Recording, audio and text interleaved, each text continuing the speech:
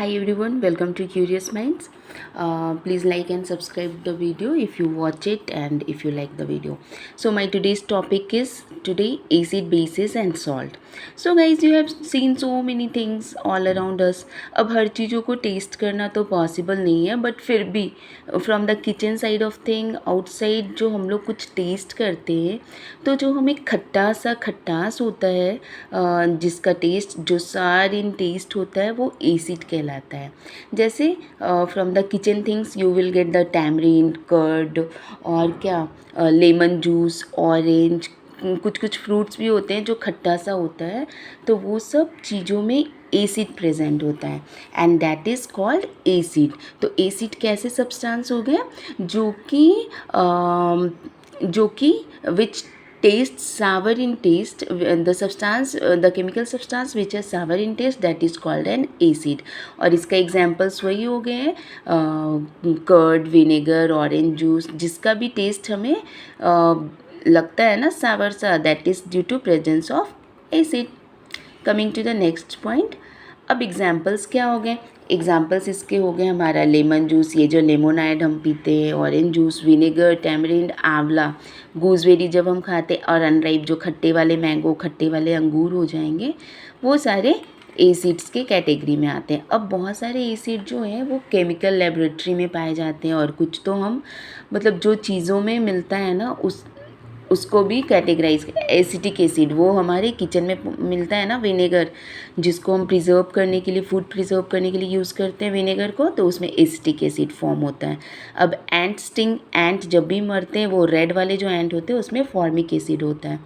Citrus foods में हमारा citric acid है. कर्ड और मिल्क में लैक्टिक एसिड है. जब मिल्क का कडलिंग हो जाता है ना, तो वो लैक्टिक एसिड उसमें होता है. स्पिनच जो हमारा साग है, पालक, उसमें ऑक्जेलिक एसिड है. आंवला और जितने भी साइट्रस फूड है उसमें विटामिन सी यानी एस्कॉर्बिक एसिड होता है. टैमरिंड और अनराइप मैंगोज़ में टार्टरिक एसिड. ये सारे एसिड जो है हमें नेचर में ही मिलता है, लेकिन बाकी कुछ जो है लेबोरेटरी में हम लोग उसे प्रिपेयर करते हैं और कांच की बॉटलों में रखे रहते हैं. तो एसिड तो क्लियर हो गया, ठीक है. अब बेस, एल्केलाइन क्या होता है? बेस वो होता है बी फॉर बिटर, ठीक है. तो लाइकवाइज यू कैन अंडरस्टैंड, जो बिटर इन टेस्ट होगा ना, दैट इज़ कॉल्ड बेस, और इसका दूसरा नाम भी है एल्केलाइन. तो बेस क्या करता है? वो सोपी टच होता है, बिल्कुल चिकना चिकना सा लगेगा, और ये हर जगह मिलता है, जैसे bleach, ammonia, washing powder, soap, ये सब इसके कॉमन एग्जांपल्स हैं base. Now coming to the salts. अब एग्जाम्पल ऑफ बेस क्या क्या हो गए? Detergent powder, baking soda, drain cleaner, जो भी ड्रेन क्लीनिंग में भी डालते हैं ना, ये क्या करता है? लाइम वाटर, अमोनिया और antacid bases. These are just the common examples. अभी मैं केमिकल वाला एग्जाम्पल नहीं बता रही. अब name of base found in soaps में कौन सा बेस? सारे हाइड्रोक्साइड फॉर्म में होते हैं. Most of the bases are formed in the hydroxide यानी OH वाले फॉर्म में. तो सोप में सोडियम हाइड्रोक्साइड होता है. लाइम वाटर जो चूना वाटर होता है उसमें कैल्शियम हाइड्रोक्साइड, और विंडो क्लीनर्स में अमोनियम हाइड्रोक्साइड. मैग्नीशियम हाइड्रोक्साइड होता है milk of magnesia. Now neutral substances. Neutral या सब्सटेंसेस क्या होते हैं? वैसे सब्सटेंस जो कि ना तो वो एसिडिक है और ना बेसिक है, वैसे सब्सटेंस को बोलते हैं न्यूट्रल सब्सटेंसेस. तो ये क्या होता है? जैसे हमारा pure water, table salt, sugar solution, ये सारे न्यूट्रल सब्सटेंसेस की कैटेगरी में आते हैं. अब जैसे हमें अगर एसिडिटी होती है, जब एसिड ज़्यादा है, तो हम उसमें क्या डालेंगे? बेस कर देंगे, बेस को उसमें ऐड कर देंगे जिससे वो न्यूट्रलाइज हो जाए. तो जैसे हमारे बॉडी में हमें क्या होती है, स्टमक में एसिडिटी होती है, तो हम लोग क्या खाते हैं? एक मेडिसिन ले लेते हैं, गैस का टैबलेट. तो gas is nothing but is a base. आप उसमें कंटेंट्स को रीड आउट करोगे तो डैट वुड बी रिटन वो सोडियम सॉल्ट या कुछ हाइड्रोक्साइड ऐसा लिखा होगा. तो वो क्या करेगा? जो हमारे बॉडी में एसिड की मात्रा को इंक्रीज़ हो गया है वो जाके न्यूट्रलाइज कर देगा और न्यूट्रलाइज हो जाएगा, then after few minutes itself we will feel better.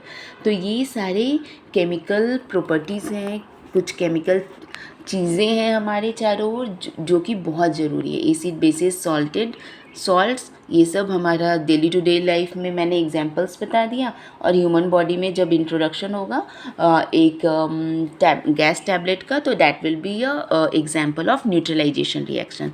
और न्यूट्रल सब्सटेंसेस क्या होते हैं, जो ना तो एसिड है और ना वो गैस है, जैसे pure water, table salt, sorry acid ना बेस है। अब इंडिकेटर्स, अब हमने क्या बताया, वो जो है बिटर इन टेस्ट है बेस, और एसिड जो है सार इन टेस्ट है। अब हर चीज़ों को टेस्ट करना इट्स वेरी ऑकवर्ड ना, अब हर चीज़ों को तो आप टेस्ट नहीं कर सकते हो, तो इसीलिए हमने इंडिकेटर्स को इंट्रोड्यूस किया है, जो कि अपने कलर को चेंज करके ये बता देता है कि कौन सा सब्सटेंस एसिडिक है और कौन सा बेसिक। लेबोरेटरी में हमने उस इंडिकेटर्स को यूज़ किया बहुत सारी चीज़ों पे इंट्रोडक्शन करके, और फिर हमने उसे टेबुलर फॉर्मेट में कर दिया कि एसिड में this substance will turn into this substance will turn into this, और उस कैटेगरी के according we can just check out which is the acidic substance and which one is basic substance. Likewise, an indicator is a substance that can determine if another substance is acidic or basic in nature.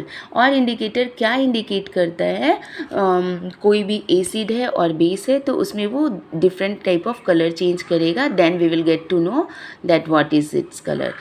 Very common example है litmus paper, ठीक है, litmus paper है, turmeric, China rose है, phenolphthalein indicators है, ये सब indicators से हम लोग ईजिली देख सकते हैं। अब लिटमस क्या होता है, अननेचुरल इंडिकेटर होता है।